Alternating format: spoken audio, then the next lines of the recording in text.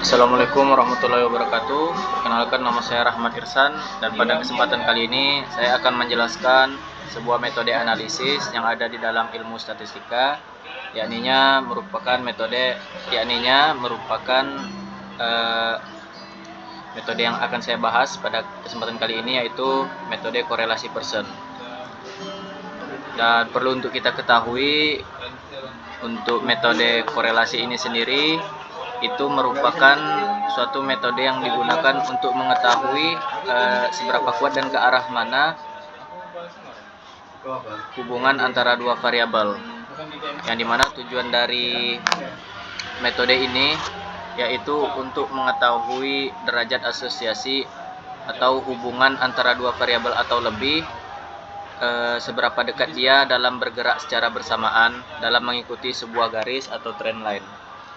Lalu tujuan lainnya yaitu untuk mengetahui jenis dari korelasinya.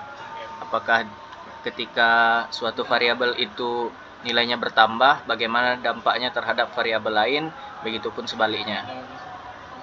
Nah, baik, di sini saya akan langsung saja masuk ke dalam contoh.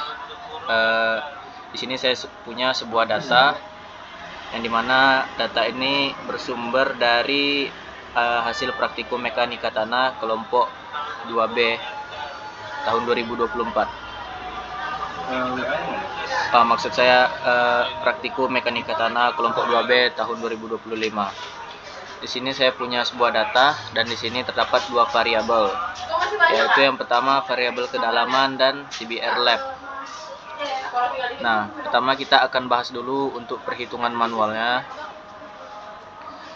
Oke.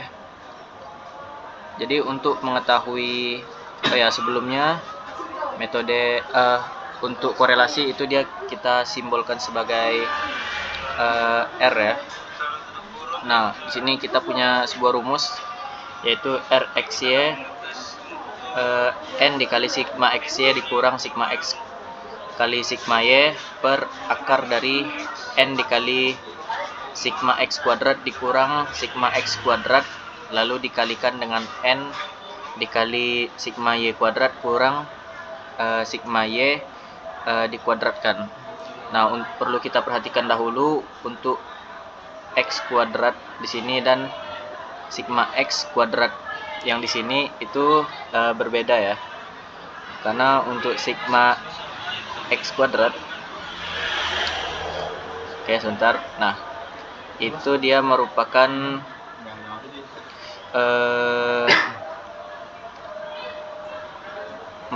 hasil dari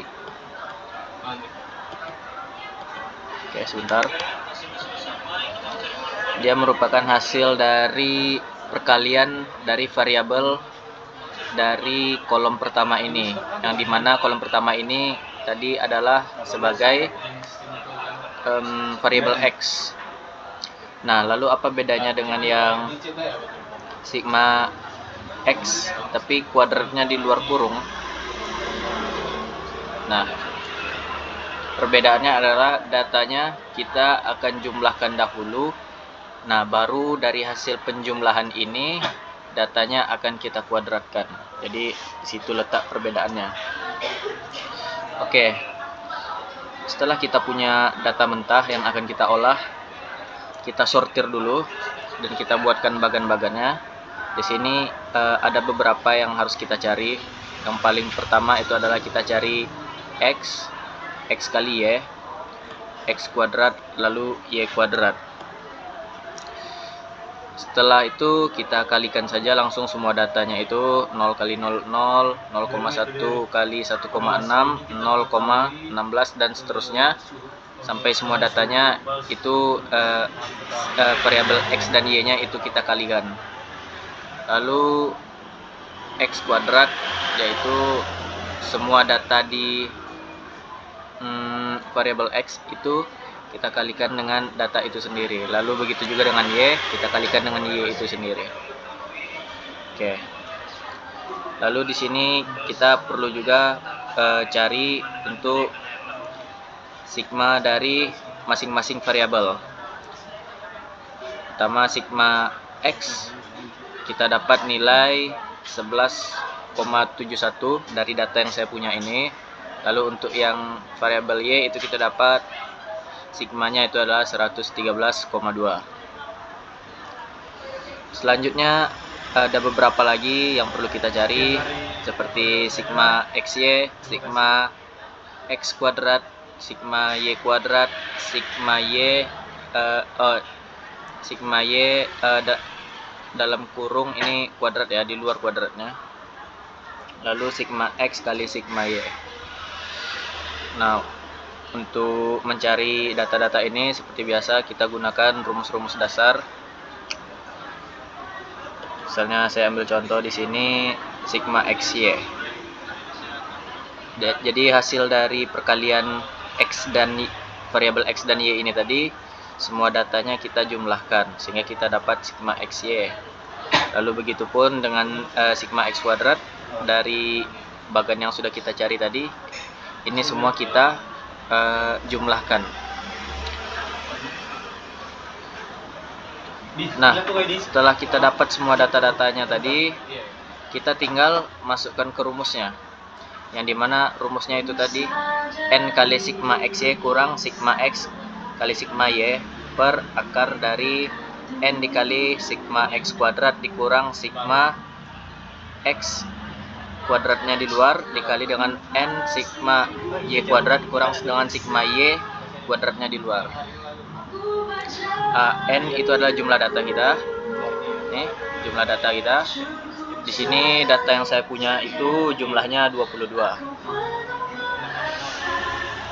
Lalu R adalah koefisien korelasi. Nah, ini yang akan kita cari ya. Nah, untuk rumusnya di Excel itu tinggal kita masukkan aja sesuai dengan rumus yang sudah saya cantumkan di sini ya. Nah, kita akan dapat nanti nilai dari R-nya adalah 0,88672. Sebagai referensi saja, di sini saya punya sebuah interval korelasi yang dimana jika nilainya itu 0 sampai 0,199 maka tingkat hubungannya lemah. Nah, nanti kita akan bahas maksudnya tingkat hubungannya itu sangat lemah itu bagaimana. Lalu interval korelasi yang lainnya adalah 0,200 sampai 0,399 itu lemah, 0,400 sampai 0,599 itu sedang, 0,600 sampai 0,799 itu kuat, 0,800 sampai 1 itu sangat kuat. Ketika nilainya itu mencapai 1, itu artinya korelasinya itu adalah korelasi sempurna ya. Oke, kita akan bahas apa maksud dari suatu korelasi itu akan sangat dikatakan lemah, sedang atau kuat. Nah, di sini tadi saya dapat nilainya 0,886723. Jika kita mengikuti tabel ini, maka interval korelasi yang saya dapatkan itu ada di rentang 0,800 sampai 1000, yang dimana tingkat hubungannya itu sangat kuat. Nah, di sini saya akan ambilkan contoh. Di sini saya punya sebuah data, lalu saya buatkan grafiknya dan dapatlah seperti ini. Nah, bisa kita lihat dengan nilai korelasi 0,886723 ini titiknya cenderung dapat kita lihat itu dia secara berdekatan dia itu naik, walaupun memang tidak dalam satu garis yang sama. Karena kembali lagi di sini nilai korelasi yang saya dapatkan itu 0,886723. Nah, bagaimana jika seandainya nilai ini bertambah atau berkurang? Jika seandainya nilai ini bertambah, maka jarak dari tiap titik terhadap garis ini itu akan semakin dekat hingga pada titik di mana titik-titik ini itu akan menyentuh garis daripada garis trendline itu sendiri. Bagaimana jika nilai dari korelasinya itu semakin turun, maka sebaliknya jarak dari titik-titik ini akan semakin jauh daripada garisnya.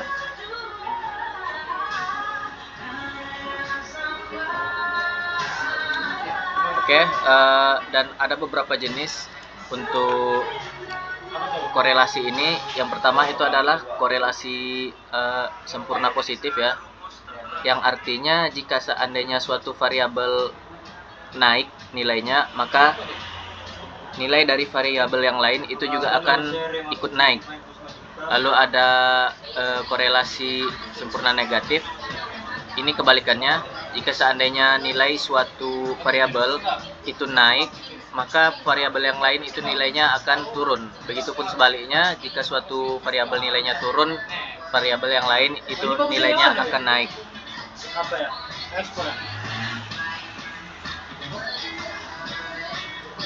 Nah, lalu juga ada korelasi nol, yang dimana variabel-variabel ini dia tidak memiliki hubungan.